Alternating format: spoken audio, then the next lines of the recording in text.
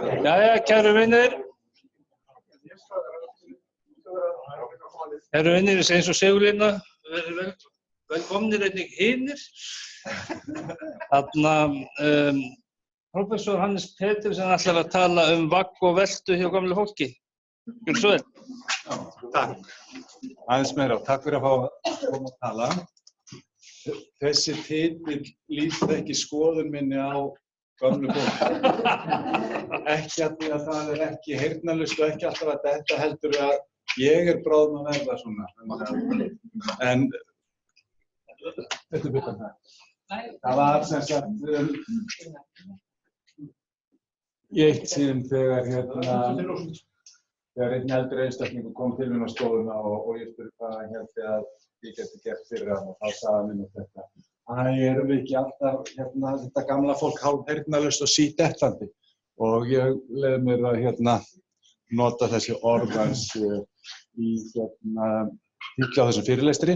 Þegar ég ætla að tala rannsókn hjartaverndar sem ég hef fengið að taka þátt í og skipuleggja frá grunni fyrstu AIDS rannsóknum sem byrjaði 2002 og ég fékk að vera með í að skipuleggja hvað yrði skoðað og rannsakað á þessum tíma og við fórum af stað fljótt með að skoða jafnvægi þessara einstaklinga og síðan kom inn heyrnin.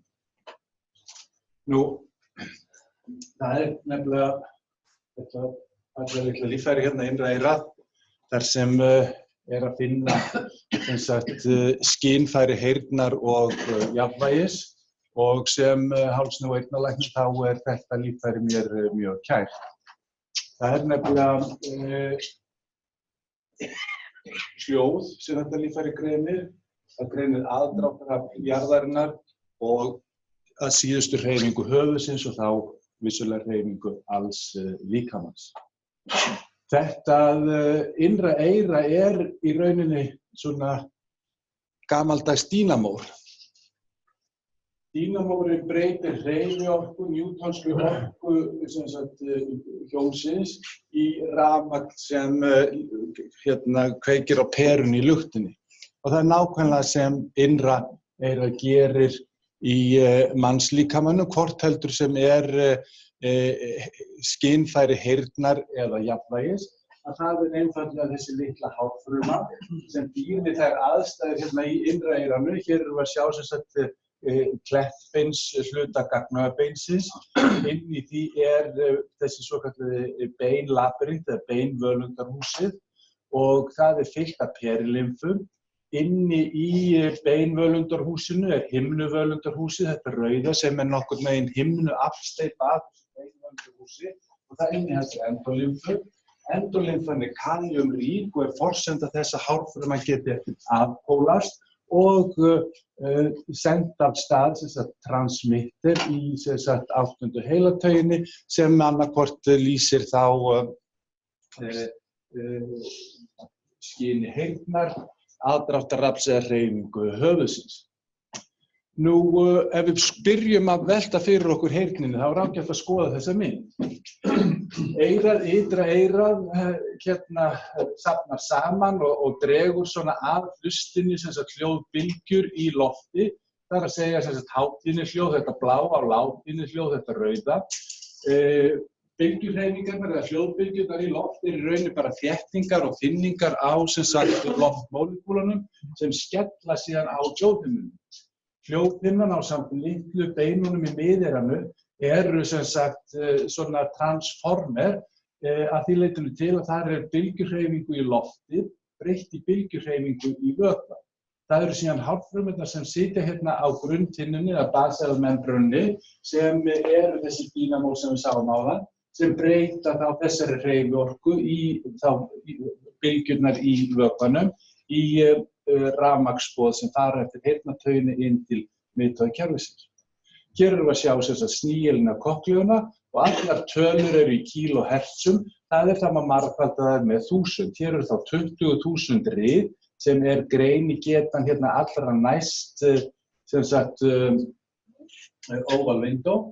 En síðan þegar ofar dregur í kuðunginn þá þurfum við að greina bassahljóðin næst apex. En hér búið að rétta úr kuðungnum. Þessi boð fara inn til miðtaugakerfisins. Það þar sem við skynjum þau, en þessi mynd hérna ágætt að hafa í huga því að hún sýnir okkur hérna hvar næmni mannseyrans Við getum nokkurn veginn grein og þetta allt á haus og hvolfi. Þetta mjög ólíkt þessum gröfum sem við sjáum. 0 desibel niðri, við erum vön að sjá það efst og síðan erum við hérna á bassatónana og hátíðnitónana og heyrnin okkar liggur svona á bilinu 100 sem við viljum meina við séum í rauninni frá 20 upp í 20.000 rið.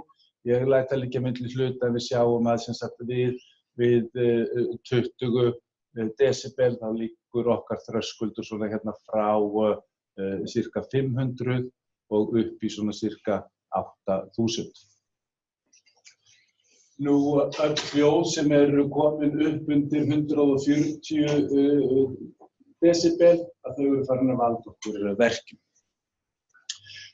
Þetta skemmtileg mynd líka og við skulum aðeins skoða hana. Hér þetta snúið eins og ég sagði ykkur áðan. Við erum með 0 desibel hér efst og síðan fer hljóðstyrkurinn vaxandi eftir því sem neðar dregur.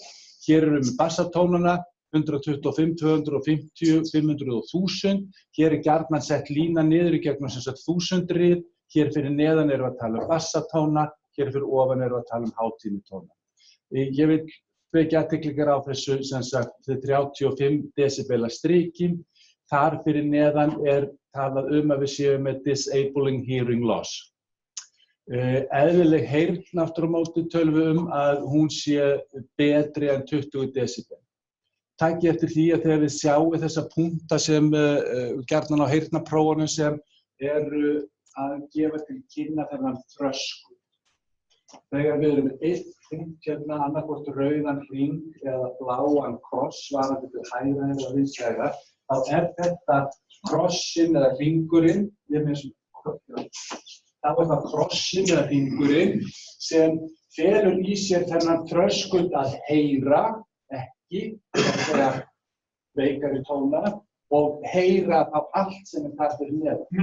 Þetta ekki tölulegt gildi fyrir að þarna sé einhver heyrn. Þetta þessi þröskuldur, en þarna sem hann skiptir á milli þess að heyra og heyra ekki.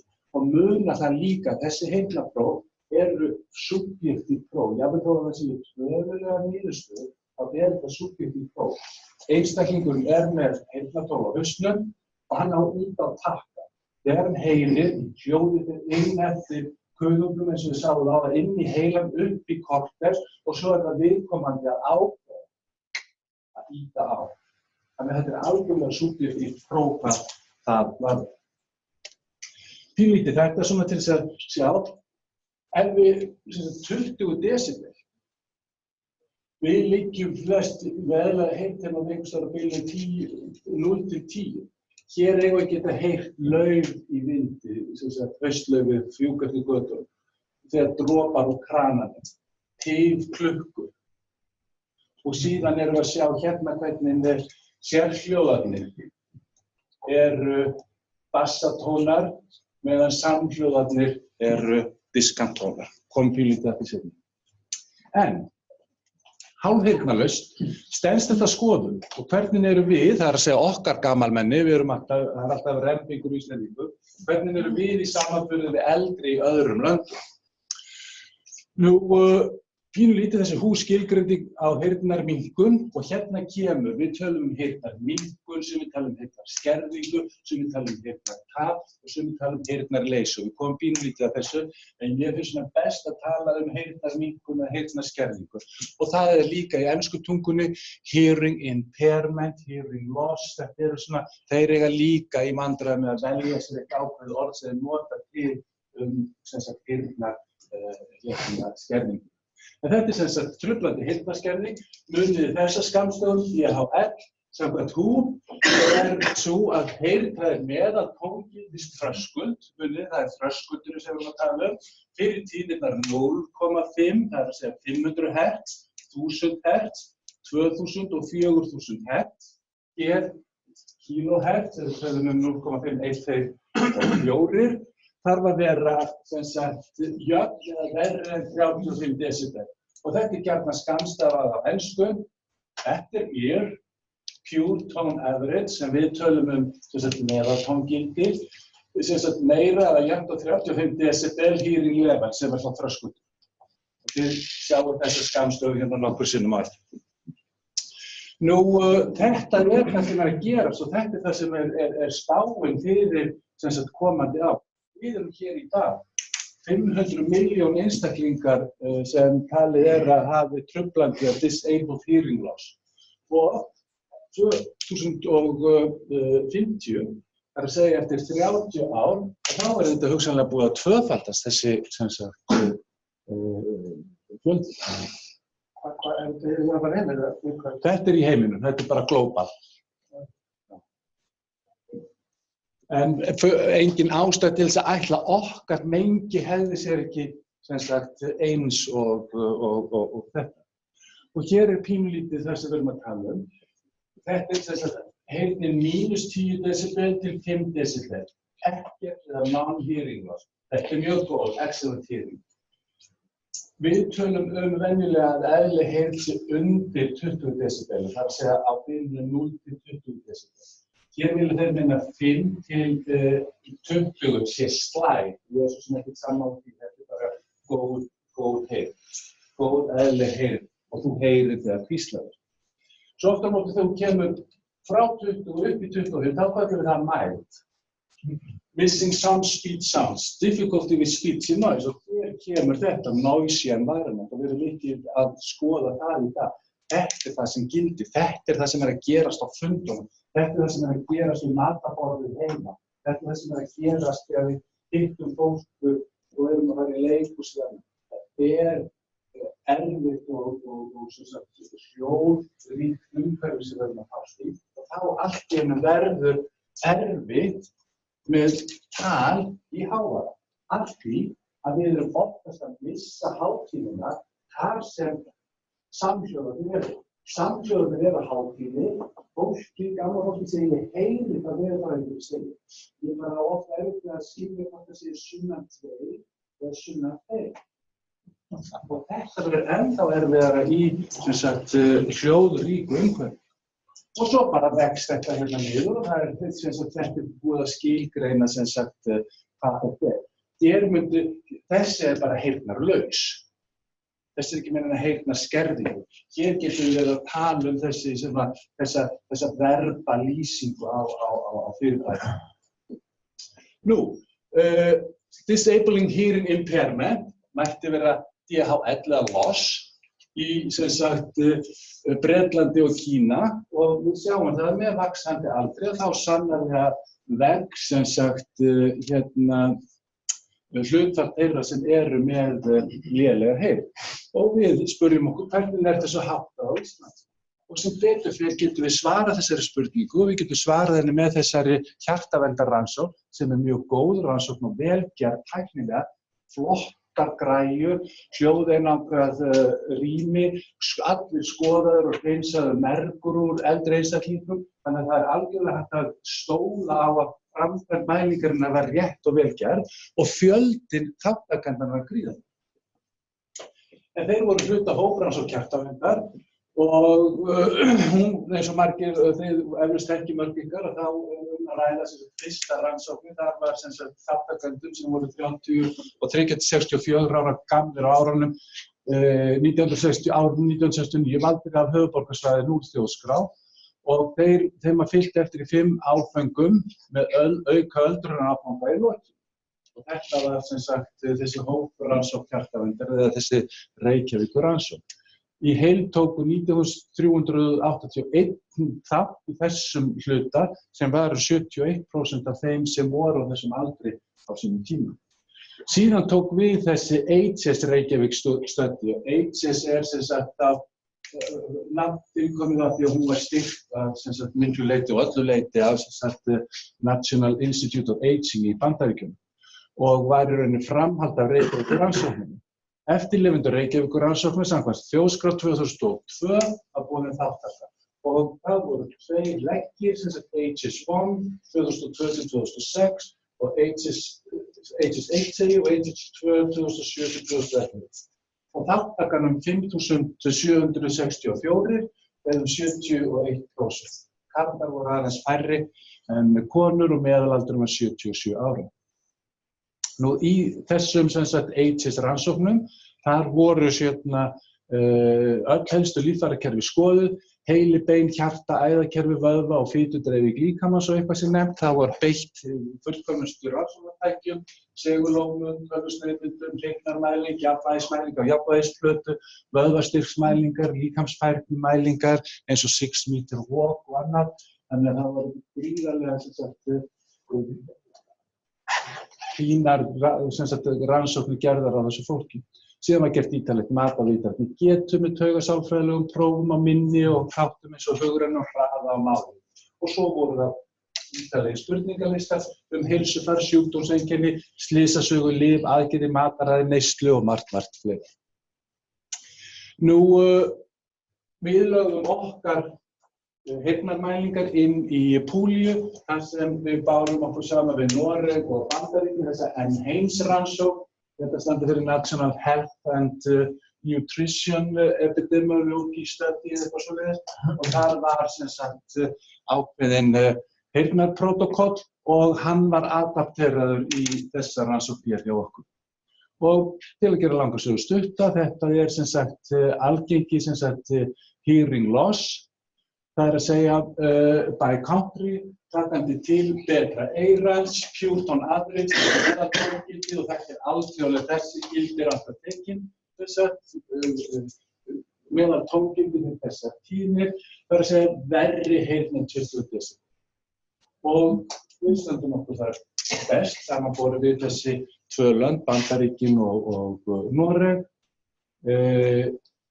Ef við skoðum svo aftur húðskilgreininguna, þessi sem eru með verri heyrn á betra eyra, meðaltóngildi til þessar tíðnir, verri 35 decibel og þá erum við að standa okkur enn betur en Noregur og Bandaríkin.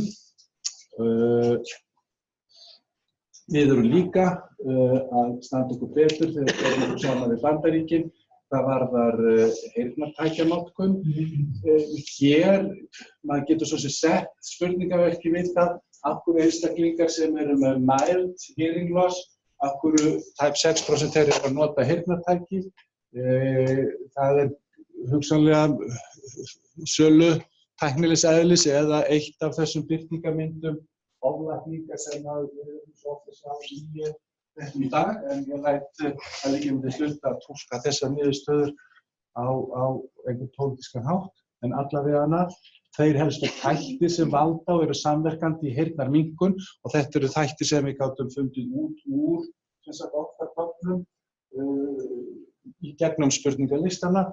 Það er náttúrulega aldur og hávaði. Hvað er aftur íslenska orðið fyrir socio-economic group? Já, við skiljum þetta ekki. Já. Ototoxicity og þá eru það sýklalyfin sérstaklega og þau voru að kíkja inn fyrr þau voru að eitra eyrun í 1950 og 1960 áður maður fór aftur sig á skaðsemi þeirra.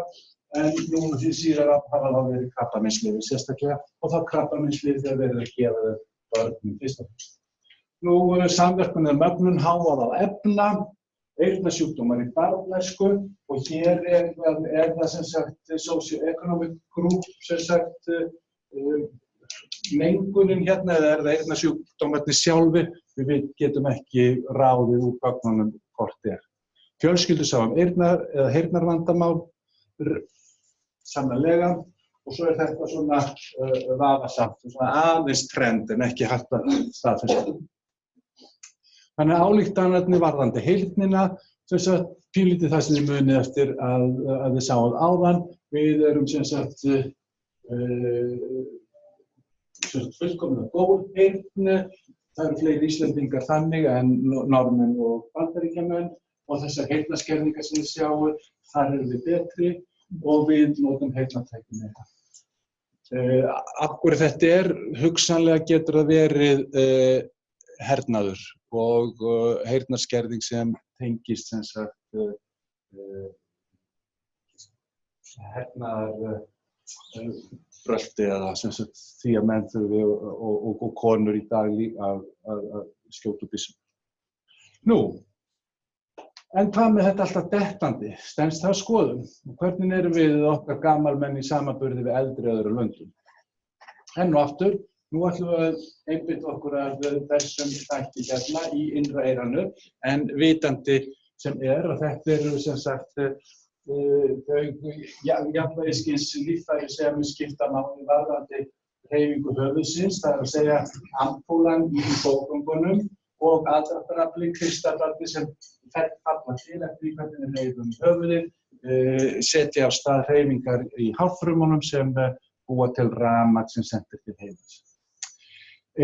Þetta innri eyrnahlutin sem í rauninni bara jafnvægisviðtakarnir, en þeir eru bara einn hluti af þessum viðtækjasetrum sem hafa með að gera stöðustjórnun, það er að segja getuna að standa upp.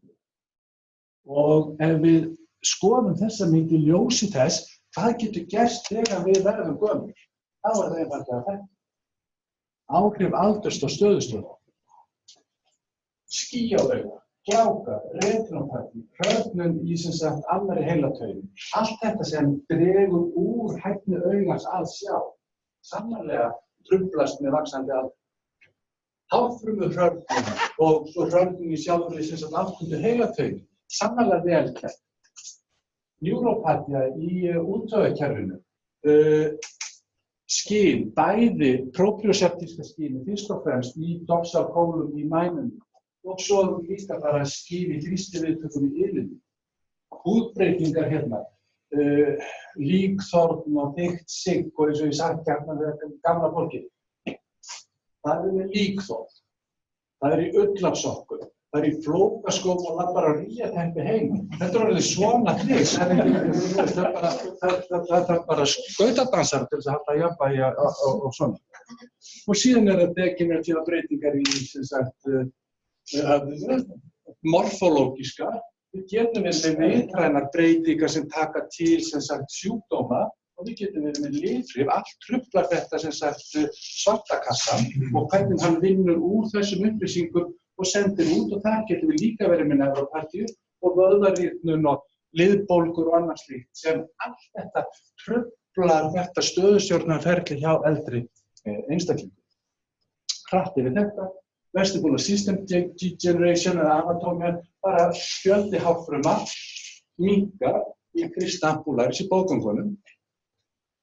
Í utricularis og sacculus hárfrumurnar minnka með vaxandi aldri og físiológískt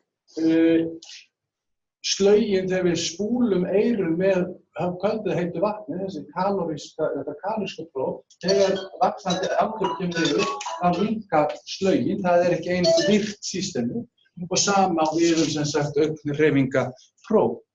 Og svo ef við kíkjum á heilan, þá þetta vel nefnt, það einfaldlega sem sagt þingheilans minnkar með vaxandi aldri og ventrikulakerfið stækkar, það að segja að það meira pláss fyrir vökva. Nú aðferðafræðin sem sagt, enn og aftur aðferðafræði sem sagt hjartaverndar og hér voru mikið að skoða sem sagt þessar spurningavísl. En við kíktum aðeins á sem sagt líkamsfærnimælingar. Nú muna bara það, svimi sjúkdómseinkenni og það á við sund, jafnvægistruflun, jafnvægisleysi og detni. Þetta allt saman einkenni, þetta ekki ákveðni sjúkdómur. Og við erum að birta þetta núna í laringoskóp, ég vonast að þessi grein kom út núna bara einhvern tíma fljótlega eftir 1-2 mánuði, hún allavega þar inni og í rauninni að færa birtingu þar. Hér erum við að sjá sem sagt algengi falls, sem sagt speglar á móti balance and dizziness problem. Og munum þessa skammstöfum, BDA, balance and dizziness problem, þá búið að púla saman öllum þessum einkennum sem við reyndum að leita eftir í spurningarlistanum. Og við sjáum einfaldlega að talandi með balance business problem, þetta rauða, þar sem sagt algengi falls mun hærra. Og þegar við tökum þetta og skiptum þessu upp pínlítið til að sjá í ljósi þessara sem sagt spurningar sem voru með, að þá á þetta við alla undirþættina. Og þegar við speglum þetta gagnvart aldri með balance business problem án sem sagt jafnvægis og sundeinkenna, að þá sem sagt talan lægri, það að segja þeim vegnar mun betur, þeir ekki nærri eins mikið að þetta eins og félagar sem eru með eitthvað af þessum einkennum. Þannig að það eftir einhver að slægjast, ef að gamlir einstaklingar að koma og kvarta eitthvað af þessu, þá full ástæða til þess að taka það alvarlega, því að það hægt að hjálpa þeim hingað niður. Ég ætla að sýna ykkur það niður. Þetta sem sagt svo tíðni falla og hvernig það fer eftir sem sagt þegar við skiptum því upp eftir þessum einkennum sem við skoðum þarna áðan og það svo sem ekki þarna athyglisvert. En aftur á móti, þegar við fórum að láta þessi einstaklingar hreyfa sig, fórum að prófa þá í þessu 6 meter walk og þá höldum við bara skrefin. Það var annarkvort, það var að gera 2 skoðanir, skrefin voru tanir, þessu mörg skrefin einstaklingur tók þegar hann var að lappa þessa 6 metra og síðan var reiknað tíminn sem hann tók fyrir hennar einstaklinga að lappa þessa 6 metra. Og maður sér það með einkennum sem sagt óstöðuleika og sunds og án einkenna, karlar og konur, að þá eru sem sagt með einkennum, þá eru þeir að taka miklu fleiri skref. Þeir eru sem sagt óöruglega, þeir eru að lappa sem sagt við vorum ekki að vera hér og hreyfa sig almennt, heldur þeir eru að einbeita og mörg skref og það eitt einkenni sem sagt þessara jafnvægisvandamála. Og hér að ræða marktækan mun á milli sem sagt þessara 2 hópa og það var líka við sem sagt tíma. Og hér sjáum við sem sagt þeir eru miklu lengur að lappa 6 metrana og þetta á við alla aldurshópa og það á við líka skrefafjölda. Þannig að þetta var ekki bara sem sagt, við greindum ekki bara þennan mun á spurningalista könnunum, við heldur var hann líka greindur í þessari 6 metra mælingu. Og hér sem sagt, ég ætla að fara gegnum nokkrar töflur sem ég finnst mjög áhugaverðar og ég vona þið sofnið ekki því að svo ég búinn þegar ég búinn að fara í gegnum þetta. En allavega það munur, það marktækur munur á sem sagt og hér erum við að skoða bæði þegar við skoðum jafnvægi HS1 og HS2 en við skoðum heyrnina bara í HS2, gerðum þessa fína heyrnarmælingu sem ég viknaði í áðan varðandi fyrir því. En allavega í báðum þessum þá erum við alltaf með marktækan mun hvað varðar balance business problem og etni hér. Sem sagt, ef við berum saman karla og konur. Karlarnir eru, ég veit ekki hvað ég á að segja, hvort maður getur sagt betri, en allavega þeir eru ekki að kvarta eins mikið þessi sem sagt jafnvægis og sundeinkenni og þeir eru ekki að detta eins mikið. Eins og við sáum áðan að þá vex þetta, eða sem sagt verða vandræði meiri, hvort heldur sem jafnvægiseinkennin og detnin, eftir því sem aldurinn færist yfir.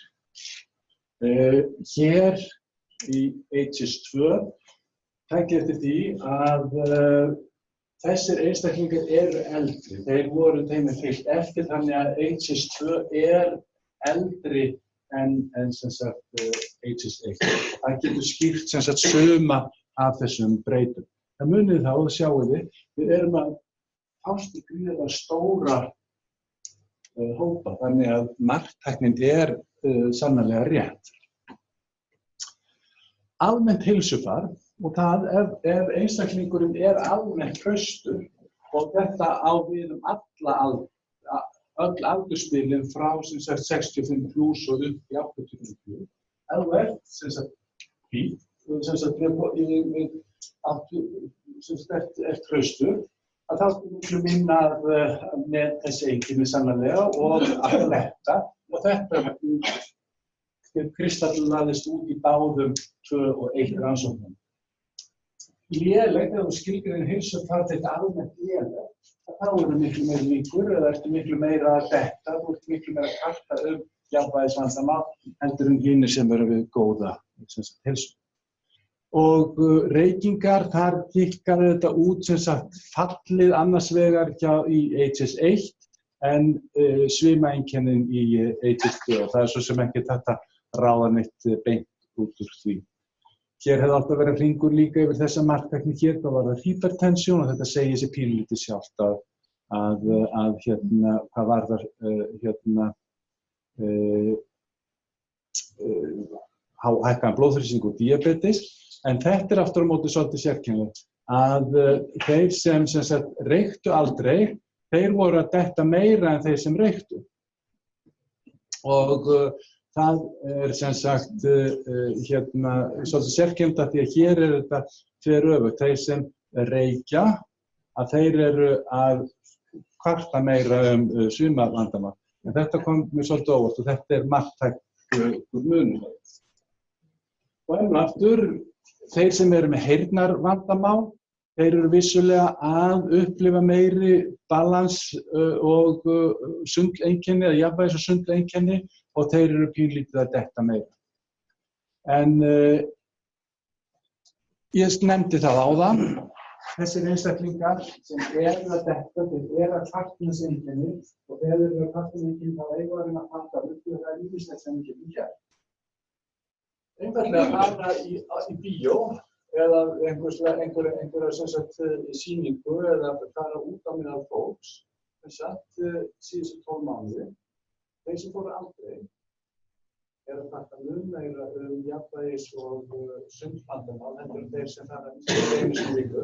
Það sem fólkinn hefði bara í bíó eða farðu á listsýningu eða eitthvað slíkt eða farðu út á meðal fólks. Og þetta á við ekki bara þessi einkenni, heldur líka falltendensin og það endurspeglaðist sem sagt einkennin í HS2 rannsóknum. Taka þátt í einhvers slag sem sagt, þetta ekki saumaklúbbar og fara á kallakórsæfingu og svona. Aldrei, þá þeim vegnar illa og bæði það varðar einkenni og Þeir fara ekki að því þá svima svona. Já, það við vitum það ekki, en ég hugsa að það sé allavega ég held að þessari spurningu sem svara hérna, því að ef þú ferð og æfir, hvort heldur sem að vetri til eða sumri, og þessi vetraræfararnir, þeir eru eflaust sem sagt miklu harðar af sér og það klárlega sem sagt trend, þeir sem ekki æfa, þeir eru með miklu marktækt meiri einkenni jafnvægisvandamála og sunds og þeir eru að detta meira og þetta kristallast út í gegnum báðar rannsóknir. Algengi falls hærra meðal þeirra sem hafa einkenni jafnvægis og svimavandamála, algengi falls vex með vaxandi aldri, færni verri meðal þeirra sem hafa einkenni jafnvægis og svimavandamála, færni versnar með vaxandi aldri, það munur á körlum og konum. Almennt heilbrigði skiptir máli þegar kemur að algengi falla og einkenna jafnvægis og svimavandamála og það skiptir máli að vera félagslega virkur, það skiptir máli að æfa. Ég leyfi mér að draga þessar ályktanir að þessum niðurstöðum. Takk fyrir.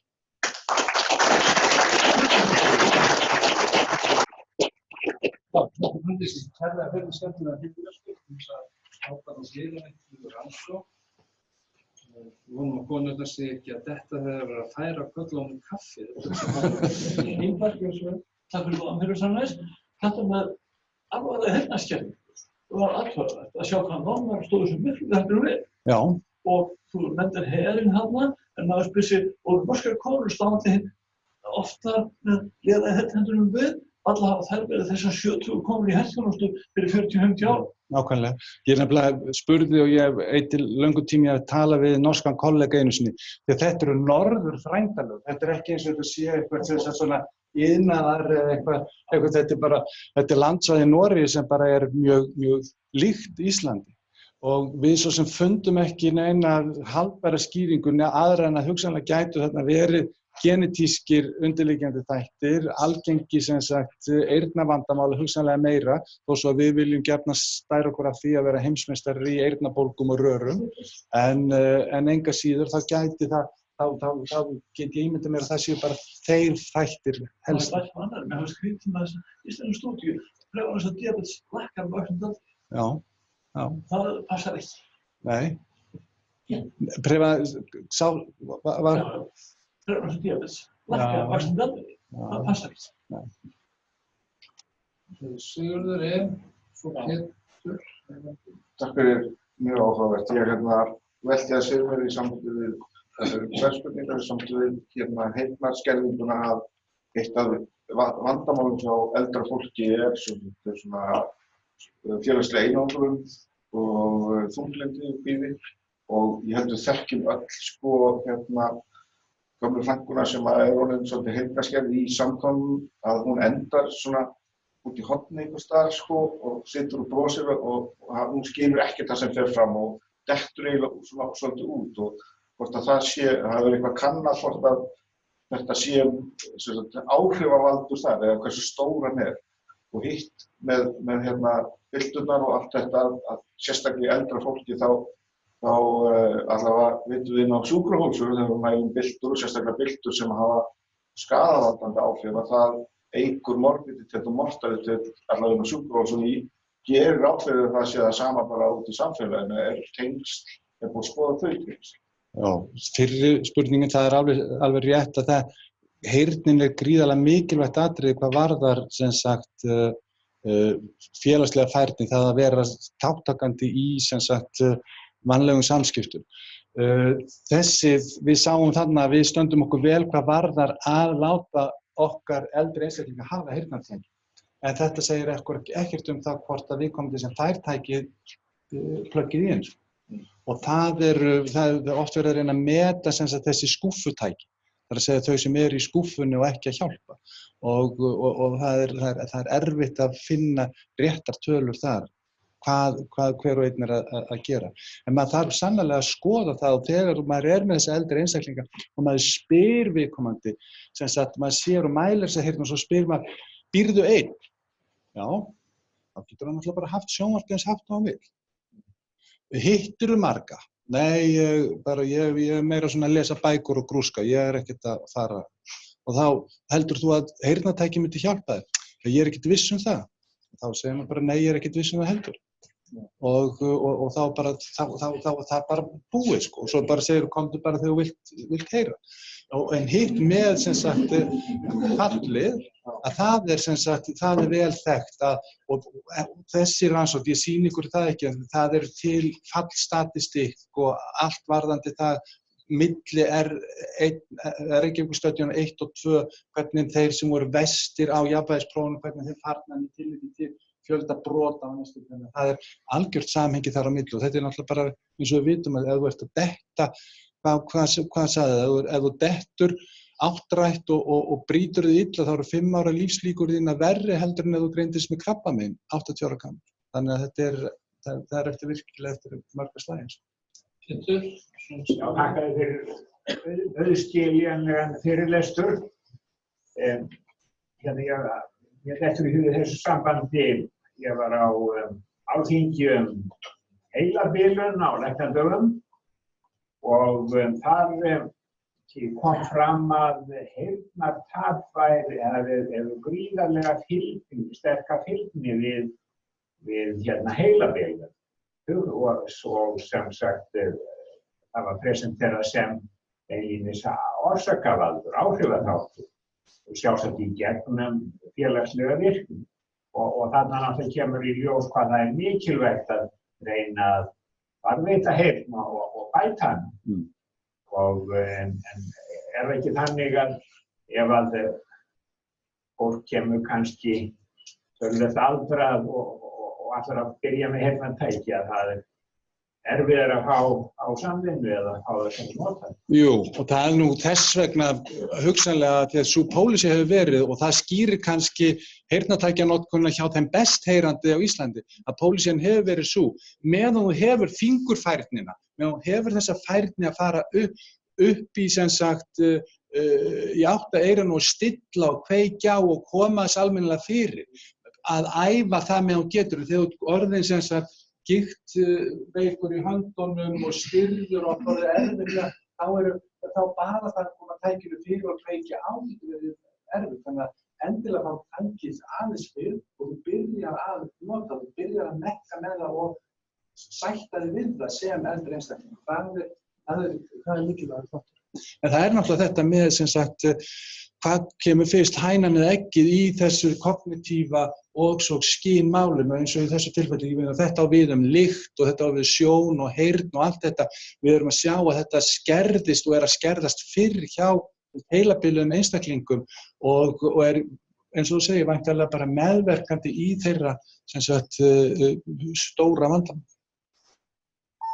Mjög algengt að heyrnartæki séu í skúffu á stofugöngum og lyfjalæknadeild ef þau eru ekki í tannlæsinu. Sigur Hættar. Það var þetta glæri að þú starfum á hins basis, þá væri eitthvað tæpur hálfur milljarður fólks með heyrnartap eða heyrnartruflun. Og svo er svona ekstra blöring eða framtíð sínum að það veri komið upp í þennan milljarð þarna 2050. Það getur alveg verið. 900 milljónir, þetta er milljarður. Já, þetta er milljarður, já. Á hverju byggist það? Er það vaxandi konklusjón eða lengri æviskeiði eða eitthvað annað? Jú, svo það séu báðu þessi þætti, það er sem sagt fjöldi fólks eykst, fjöldi eldri eykst, samfélagið okkar er iðnvætt og jafnvel þó við höldum að við séum alltaf að grípa inn í með sem sagt heyrnar verndandi þætti eins og hlífar og annað slíkt og skerma af hávaðasama vélar og svona, þá er samfélagið enn bara umferðin okkar og síðan í sambland við aðra þætti eins og bara það er ekki endilega þessi háu hljóð sem er að trufla mann, heldur er það hljóð sem við búum við í bara daglegu lífi, bara tónlistamenn, annað hver maður í symfóníu eru heyrnarlaus, ég meina þetta er fullt af svona hluti sem er það sem eru að trufla heyrnum.